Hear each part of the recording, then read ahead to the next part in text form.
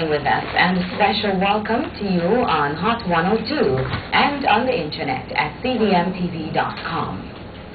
The island remains under a tropical storm warning, even though Gustav began moving away from Jamaica today, subsequently developing into a hurricane.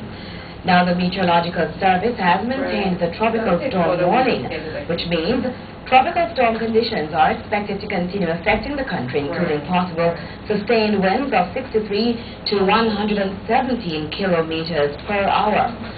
A turn towards the northwest is forecast during the next day or two, and on this track, the center of the hurricane is expected to be near or over the Cayman Islands later tonight and over western Cuba on Sunday. Of course, we'll give you the full specifics later on in Weather Watch.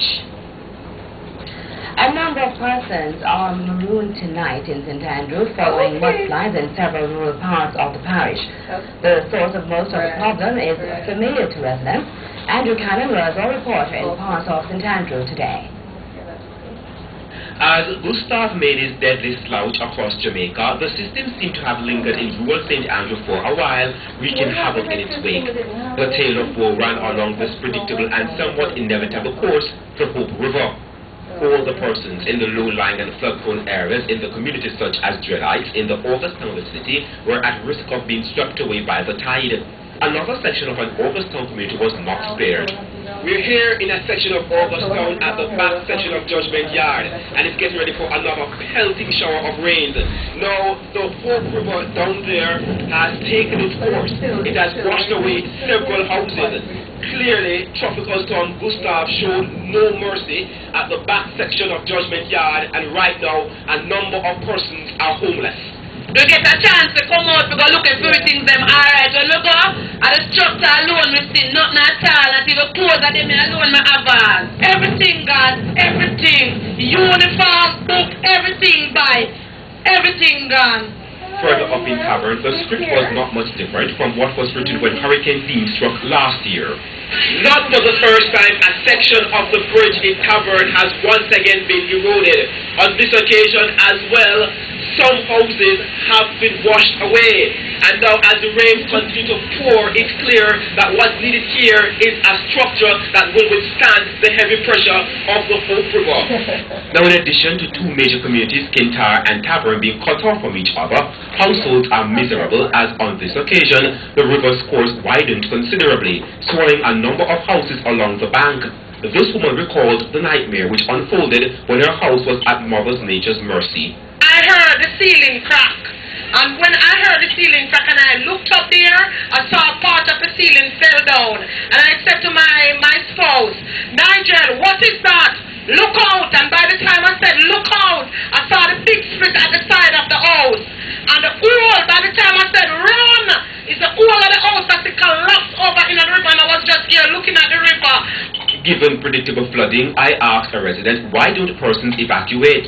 We don't have nowhere to go unless the government carry us somewhere, yeah.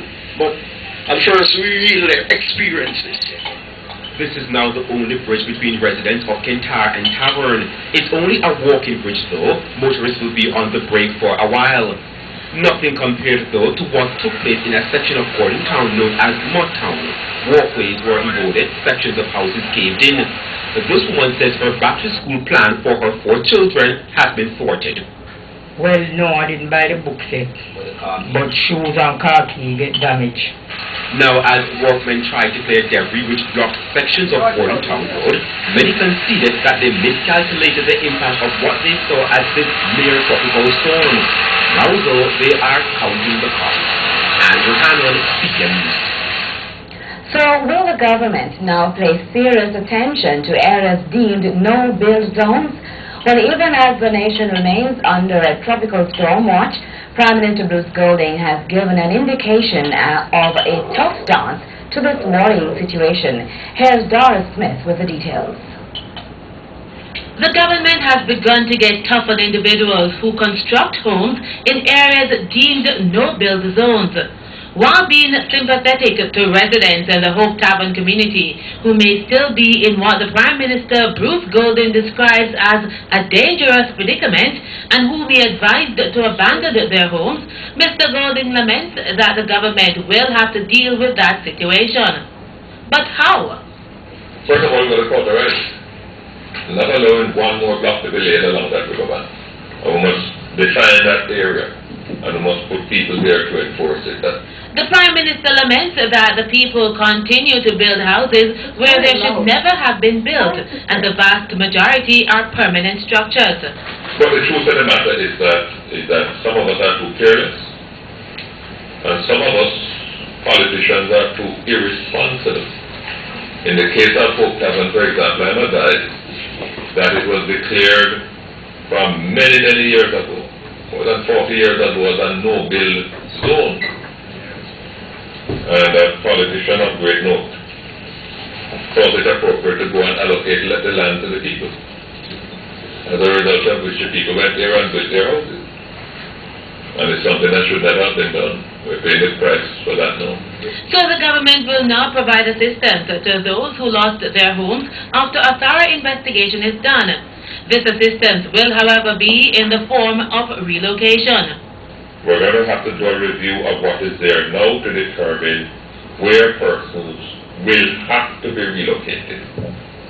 And thirdly, we will have to determine what engineering work, river training, provision of drawings will need to be done to secure those areas that can be secured and can be secured on a permanent basis. The question, however, is, with several lives believed to have been lost in the Hope Tavern community, couldn't a mandatory evacuation minimize the loss? The Prime Minister believes that this is something the government will have to examine cautiously. He says people in most instances are reluctant to be evacuated until they feel it is absolutely necessary. Not because they are necessarily reckless, but more out of fear of leaving their homes and belongings. We have to be careful that if we make evacuation mandatory, first of all, you're encroaching on someone's liberty. That's the first thing.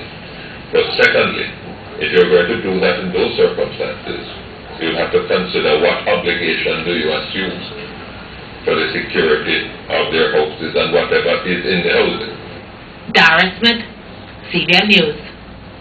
There are a number of lives lost due to the passage of what was Tropical Storm Gustav is believed to be in double figures. This was revealed by Prime Minister Bruce Golding as he paid